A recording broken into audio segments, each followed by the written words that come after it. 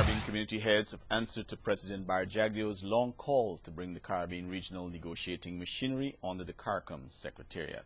Minister of Finance Dr. Ashni Singh believes there is clear evidence that the parliamentary committee system can work to address issues of national importance in the wake of parliamentary consensus on the CLICO motion. This year marks 30 years since the Caribbean Examinations Council began, and Guyana has recorded the most awards for outstanding performances through the years. And Shiv Narayan Chandrapal is given a warm welcome home as thousands throng the East Bank Highway to get a glimpse of the world's best batsman as his motorcade made its way to the city. Details of these and other stories, the Diamond Mineral Water and the NCN Sport News, and more in tonight's news. Good evening, I'm Natasha Smith. And I'm Paul Moore. With this edition of the 6 o'clock news for today, March 16, 2009. Here's what's happening. Paul. Thanks, Natasha.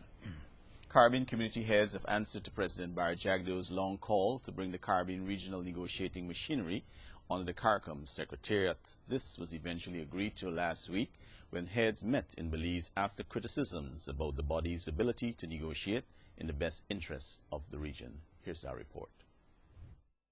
The CRNM governance is one of the sensitive issues known to have been a source of tension in relations between the CARICOM Secretariat and the CRNM, as well as several heads, including President Barra Jagdio. The official communique on the outcome of last week's Heads of Government meeting in Belize said that after much deliberations and considerations, it was agreed that the body will now be placed under the Secretariat.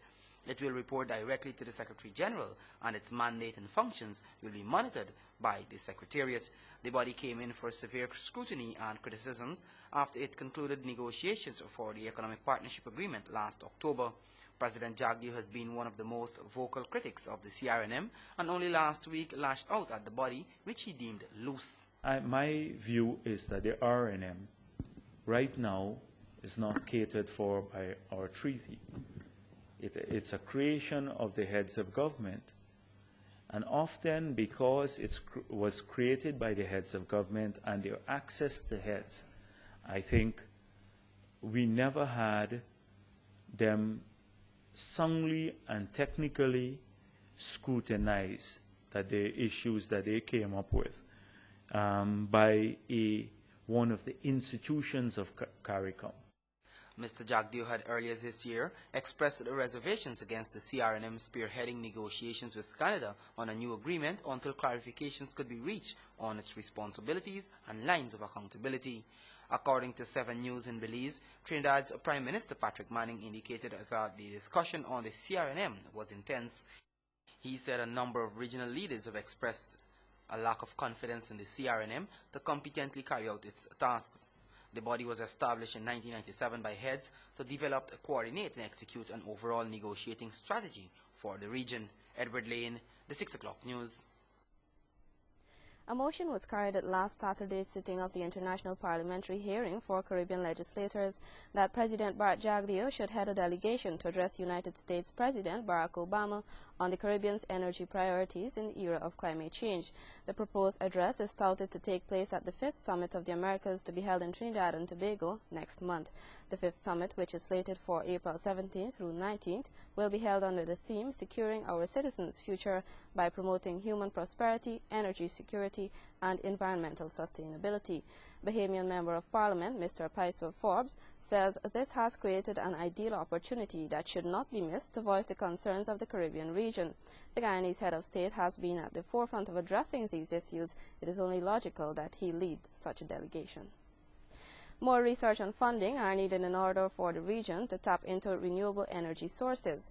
This is according to President Barra Jagdio as he addressed Caribbean legislators on climate change and the access to renewable energy at the Grand Coastal Inn yesterday. More from Anika Jones. The two-day International Parliamentary Hearing for Caribbean Legislators on Climate Change and Energy Access concluded at the Grand Coastal Inn on Sunday.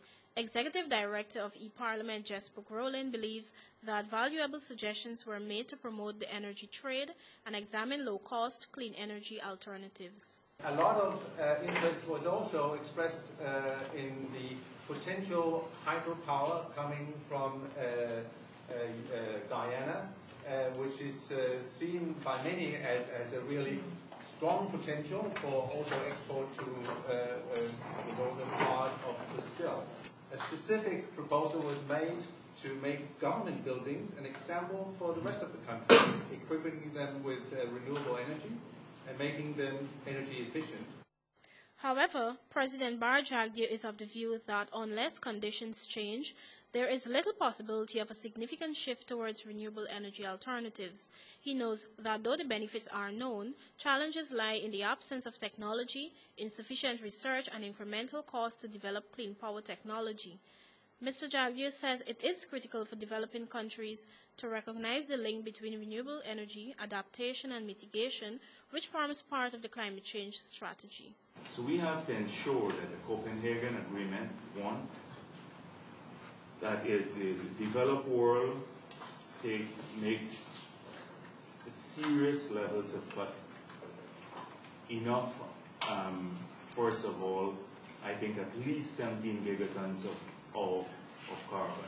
If they don't do that, then it's going to be difficult in the future to come down to that pathway of 450 parts per million of carbon dioxide equivalent, which is estimated by the Intergovernmental Panel on Climate Change as the path that would avoid temperature increases beyond 2 degrees. And once that happens, if you have temperature increases by 2050 beyond 2 degrees Celsius, then it starts to become catastrophic and unpredictable. In this regard, the President has highlighted government's efforts, which include the presentation of solar panels to Amerindian households. However, he points out that for this to work on a global scale or even nationally, more funding is necessary. Onika Jones, The 6 O'Clock News. Thank you, Onika. Minister of Finance Dr. Ashney Singh believes there is clear evidence to show that the parliamentary committee system can work to address issues of national importance. Dr. Singh made this pronouncement in light of the consensus arrived at by political parties with regard to Thursday's motion on the financial status of CLICO Guyana. Thursday's motion on the financial status of CLICO Guyana received consensus from all political parties. The motion now mandates the Economic Services Committee to monitor events as they evolve in the company. Finance Minister Dr. Ashney Singh believes this is testimony to the fact that the parliamentary committee system can work to address issues of national development.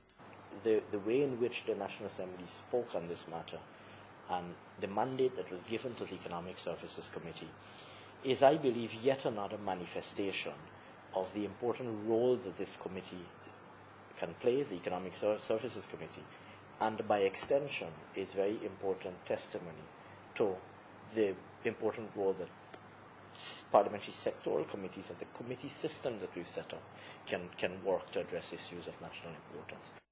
He notes that both government and the parliamentary framework as a whole have worked hard to achieve this strengthened process. In my mind, very important vindication of the important role of the committees that we have set up. And you know, we have always argued that the establishment and strengthening of the committee system within Parliament was an important initiative taken by government and indeed taken by Parliament as a whole to strengthen the parliamentary process. Dr. Singh is urging political parties to use this process to help stimulate national development. Here we have yet another example of testimony to how this strengthened parliamentary process through the committee system will work to address issues of importance to the Guyanese people.